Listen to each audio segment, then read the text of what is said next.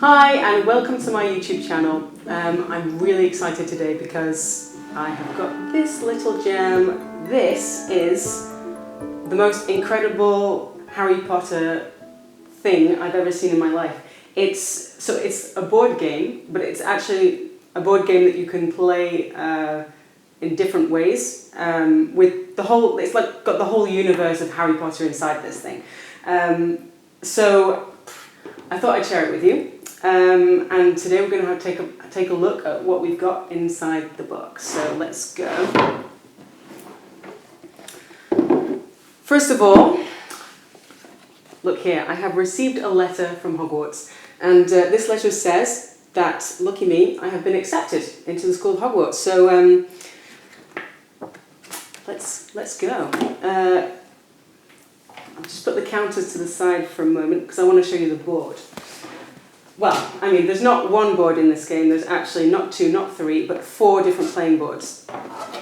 The main one is based on the Marauder's map.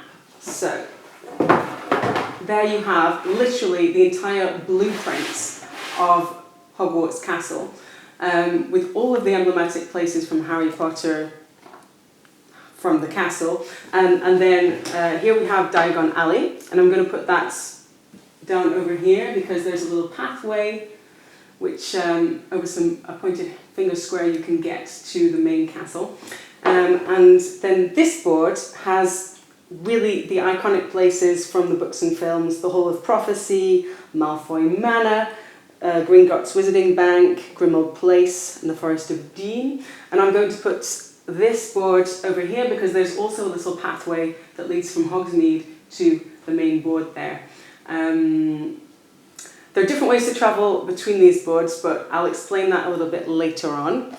Next, let's talk about the different ways that we can play and all of the different cards that we've got to help us play the different modes. So basically there's 2 main ways you can play, but there's different levels of difficulty. So if you're playing in game mode 1, you're going to be completing missions. And the missions are basically, here they are. You have 30 missions, and the missions correspond to the books and the films. So for the first 10 missions, missions 1 to 10, it's books 1, 2 and 3.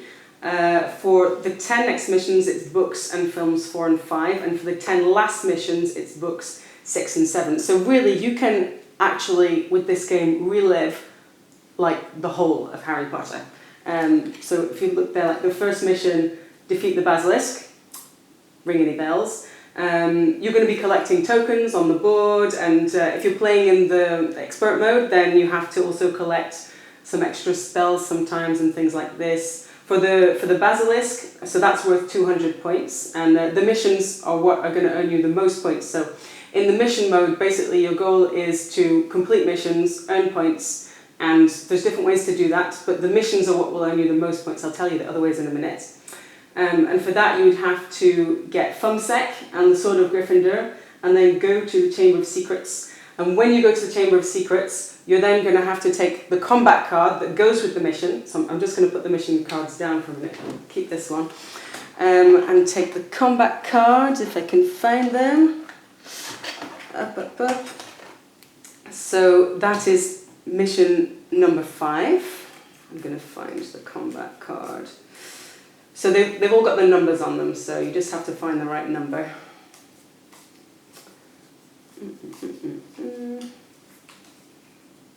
Mission number 5. This mission card goes with this combat card, so number 5 goes with number 5.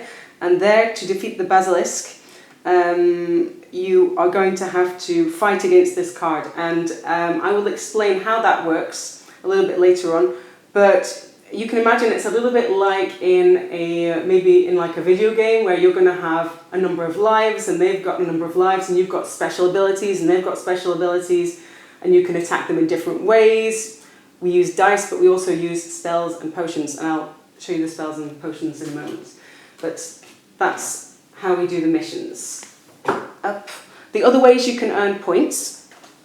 So what gets you the most points is doing the missions, but there are other ways you can earn points. For example, you start the game with some book cards, and you can also collect book cards, and the book cards are actually the actual textbooks from Harry Potter. So I've got the standard book of spells from year 2, year 3, Gorshock's Guide to Herbology by Miranda Gorshock, literally all of the books that Harry Potter and his friends actually study in Harry Potter. And they're all worth a number of points. And it's not a huge number of points, but it could help because like in the quick game, you need to get 210 points and complete at least one mission. Well, if you complete a mission that's worth like 200 points, all you need to do is to get to the right spell class on here. So this is Spells and Charms class, so you'd find the Spells and Charms class on the board, you go there, and then you exchange this textbook for 10 points, and then you would have won the game. So they can be quite useful. And another way to win points is with action cards. So this is like, we can imagine, so the action cards are, you pick them up when you land on an action square on the board, and for all of the cards it's going to be with the matching symbol.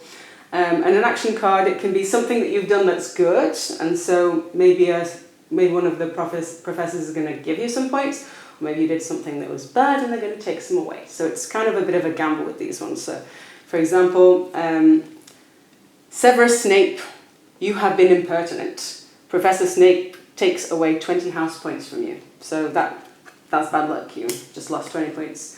But over here, Albus Dumbledore, you display exceptional composure and courage. Win 50 house points. So it's a gamble, but you could win 50 extra points. So, you know, we'll put those over there. We also have event cards, and event cards might lead you to gain or lose points sometimes too, but basically the thing with events is it's an event, like it affects everybody at the same time, so all the players are affected at the same time by events. I'll just take you an example. It's Hagrid. Care of Magical Creatures classroom. All the players move their pawns to the Care of Magical Creatures classroom. Everyone chooses an object of their choice from the second playing board.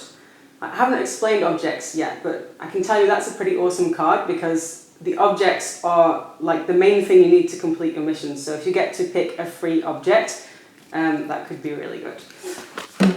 Put those over there. Oh yes, and the last way that you can earn points, I think I forgot to show you a playing board. The last way you can earn points is with this. This is a Quidditch pitch. And basically, you can play a match of Quidditch within the game. When you're playing in mission game mode, you can go to the Quidditch pitch on the main board and then invite a player to come and challenge you. And there's some separate rules and counters for this game, so it can actually be played separately. Like you could just, if you just have like 15 minutes and you just want a boost of Harry Potter, you could just play a Quidditch match. But you can also play the game within the game, and if you win the Quidditch, then you win 40 House Cup points. So that is also a good way to earn points. And I'm going to put this one over there. So that's the 4 ways to earn points. So you have your missions, the book cards, the action cards, and the Quidditch pitch. And so that's like the major game mode, and you have 2 sets of rules, like a more of a beginner set, and then you have a more of an expert set of rules. We'll get into all that later. And then there's the second game mode, which is more like good versus evil and a race against the clock. It's so when Voldemort returns, or when you try to stop him returning.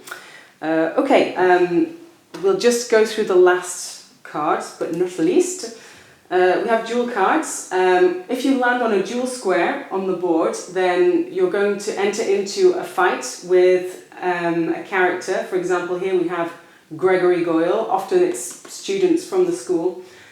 These aren't always the hardest characters to defeat. Like if you compare a combat with a duel to a combat with a mission, the mission combats are a lot harder. So don't be afraid of going and doing a few duels, because basically when you succeed in beating the character, you get to draw a book card and a spell card and a potion card, and that's a lot of cards. And especially if you're playing in the advanced mode, you're going to maybe need extra cards, because for the missions you have to collect objects and special spells and special potions. And let's talk about the spells and potions.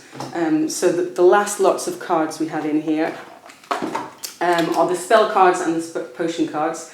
And this is when I get giddy because it's so awesome. You literally have every single spell from Harry Potter. And you have attack spells and defense spells.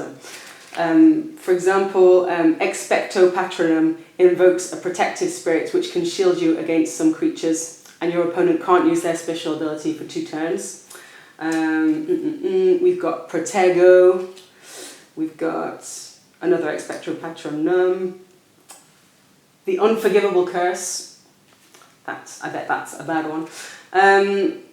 All of the cards explain to you what the effects of those spells are, and it's the same for the potion cards. So you have attack spells and defense spells and attack potions and defense potions, and for the most part you'll use them during the combat. So when you're doing missions, occasionally when you play against another player, if you're doing the advanced expert mode, or in the duels you might use them even though you might not need them for the duels. But you do also have some special spells and potions that you can play at the start of your turn. So it's always good to take a close look at what cards you've got so that you can play them at the best moment. So there's lots of bits and pieces, but it's actually quite straightforward. For the most part, when you land on a square which has a symbol on it, you're going to draw the same symbol card. Spells and potions are going to help you win combats. Books and actions are going to help you to gain more points. The combats are with the missions, and the events affect everybody. What haven't I shown you? I haven't shown you what your actual player card is going to look like. Let's have a look here. This is another really cool thing because you've got all the characters. You've got 15 different characters that you can play. So you can be Ginny, you can be Harry, and they're double-sided. So sometimes you can you don't only have to play the really good guys. You could be Draco as well. Each of these characters has special abilities that are different. So each player is going to start the game with different advantages and is going to have different advantages throughout the game. And then, as you can see here, I said it sometimes. In some ways, it's a bit like a cross between a board game and a video game because you start with life points, and basically your character's going to improve and get stronger throughout the game because you can collect more life points. You're going to collect more objects. You're going to collect more spells, more potions, so you're going to get stronger, and a bit like, as Harry and his friends progress through the books and films as well, as they go through their adventure, they get cooler too. So, I think what I found really amazing about this game overall is that it's just so utterly complete. You literally have everything from Harry Potter in here, and you can play in lots of different ways. If you do have any questions about how to play, or you're not sure on one of the rules, although I have to say the rule book is really well done as well, it explains everything really clearly. Look, I'm going to do some other videos to explain how the board works and stuff, but everything's in here. And if you're unsure of something, you can actually contact the creator of the game. I had a question when I was playing in Voldemort Returns mode the other day, and I sent a message to this email address, and a really nice French guy sent me an email back to explain it, so I thought that was really cool. So yeah, the editor, Toppy Games, really awesome stuff. I think I still have a lot to discover with Harry Potter, but I think I'm going to check out some of their other games too. Cool. So I think I've unboxed everything for you. I'll just show you quickly the other bits and pieces over here. So these are like the life point tokens that I was mentioning that are going to go on your cards and that you're going to collect as you go around. These bits and pieces over here are for the Quidditch.